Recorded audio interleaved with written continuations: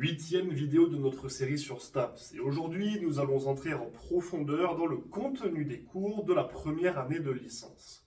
Sur cette chaîne, nous avons à plusieurs reprises parlé de comment réussir STAPS, que ce soit en listant des informations, en donnant des conseils ou même en s'attardant sur une matière spécifique. Alors pour faire encore plus concret, je vous propose aujourd'hui de nous plonger dans une maquette des cours de L1 et d'en discuter ensemble. Allons-y. Avant de commencer, je tiens à créditer l'Université de Poitiers, puisque c'est leur maquette que je vais utiliser dans cette vidéo. Et si vous vous demandez pourquoi cette maquette et pas une autre, eh bien c'est tout simplement que j'ai moi-même fait ma L1 avec cette maquette et que c'est donc celle sur laquelle je serai le plus apte à vous renseigner. Cela signifie que certaines choses peuvent changer d'une université à l'autre. Cette maquette ne sera pas exactement la même selon l'université dans laquelle vous étudierez.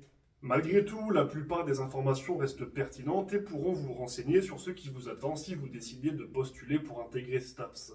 Et d'ailleurs, si besoin, je vous ai mis le lien de cette maquette dans la description de la vidéo. Pour commencer, nous voyons que chaque semestre est divisé en 6 UE, des unités d'enseignement. Chacune de ces UE contient une ou plusieurs matières et devra être validée individuellement. La première chose à savoir est que votre moyenne générale sera calculée à partir des moyennes de chacune des UE et que les moyennes des UE seront calculées à partir de vos notes dans chaque matière. Vous pouvez voir à droite du tableau que vous serez évalué pendant et à la fin de chaque semestre, soit la session 1, et que en cas d'échec, vous pourrez éventuellement vous présenter en session 2, soit les rattrapages. Dans cette situation, faites attention, les modalités d'évaluation pourraient changer.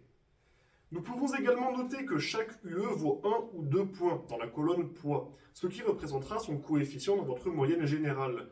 Mais chacune, peu importe son coefficient, sera divisée en 12 points qui seront répartis entre les matières qui la composent et qui donnera à ces matières leur coefficient. Par exemple, dans l'UE2, la matière biomécanique vaut 6 points, alors que les sports qui l'accompagnent n'en valent que 3 chacun. Cela veut dire que votre note en biomécanique aura 2 fois plus de poids que votre note en activité physique et sportive 1 dans l'UE. Donc, elle aura un coefficient de 2. Dans l'UE 4 du second semestre, les bases méthodologiques pré-professionnelles valent 9 points, soit 3 fois plus que l'activité physique de la même UE. Voilà donc comment vous pouvez calculer vos résultats pour vous assurer de valider chaque UE individuellement avec au moins 10 sur 20. Concernant les notes éliminatoires, cela dépend des universités. Certaines peuvent considérer que si vous obtenez une note inférieure à un seuil préétabli, par exemple 5 sur 20, cela sera considéré comme éliminatoire pour toute l'UE, même si vos autres matières compensent cette note. Dans ces situations, vous n'aurez qu'à rattraper les UE qui seront défaillantes. Prenez également bien note des types d'évaluation ainsi que des coefficients. Si vous avez 2 écrits, comme en anatomie et physiologie par exemple, chacun représentera en général la moitié de la note. Mais dans les pratiques sportives, 75% de votre note proviendront de vos performances dans le sport en question et 25% d'un écrit théorique. Encore un point à ne pas négliger. Maintenant que nous avons éclairci ces points, je vous propose de nous plonger dans le contenu concret des cours avec des petits commentaires en commençant par le premier semestre. L'UE 1 est souvent considérée comme problématique par les étudiants puisqu'elle est entièrement théorique et que les 4 matières sont des plutôt gros morceaux. 4 matières scientifiques, ça peut faire beaucoup, mais en soi, si vous ne prenez pas trop de retard sur l'une d'entre elles, vous n'aurez pas besoin de notes mirobolantes pour vous en sortir. Si les sciences sont votre point faible, impliquez-vous à fond et limitez la casse. Je me permets d'ailleurs de vous renvoyer vers ma vidéo de la semaine dernière traitant de l'anatomie, au cas où vous auriez besoin d'aide dans cette matière. L'UE2, c'est pile ou face. La biomécanique est la bête noire d'énormément d'étudiants, mais si les maths et la physique vous parlent, vous devriez vous débrouiller. Et là, c'est banco. Il ne reste plus qu'à voir si les sports vous sont favorables, et cette UE peut passer de votre pire à votre meilleur. L'UE3, c'est sensiblement pareil, mais la sociologie reçoit généralement un bien meilleur accueil que la biomécanique de la part des étudiants. Donc même si vous dépendez toujours des sports, vous pouvez scorer via la sociologie et vous assurer une UE plus que correcte, surtout si vous ne vous plantez pas trop dans un des sports. L'UE4, c'est toujours le même combat, mais l'histoire des sports est une matière assez particulière. C'est parfois celle que l'on rate parce qu'elle semble moins intéressante et utile pour notre future carrière, alors qu'elle n'est pas extrêmement complexe et peut, comme la sociologie, vous assurer de scorer des points et donc de valider une UE plus que correcte. L'UE5, c'est l'anglais. Là, pas grand-chose à dire, les examens dépendront des enseignants et des universités, et soit vous vous débrouillez en anglais et ça passera sans souci tout en vous rapportant des points, soit c'est un peu plus compliqué et vous devrez faire en sorte de ne pas rater votre année à cause de ça, ce serait dommage. L'UE6, c'est la théorie hors du monde sportif.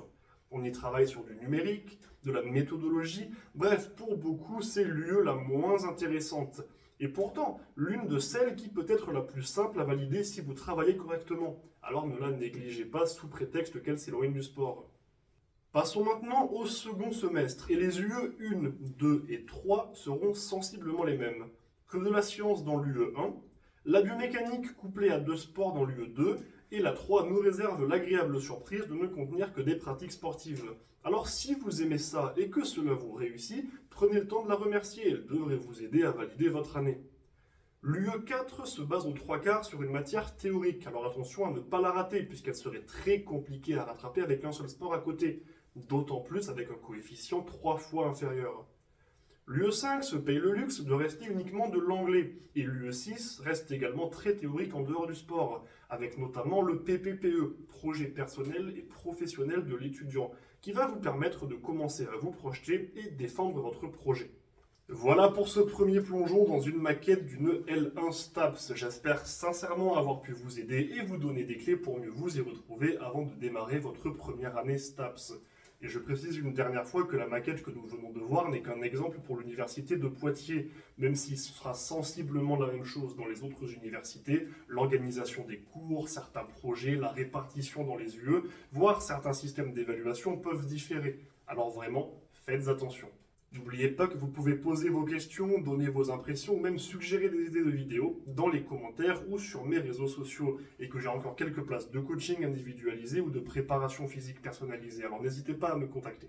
Sur ce, bon entraînement et n'oubliez pas, rendez-vous fiers.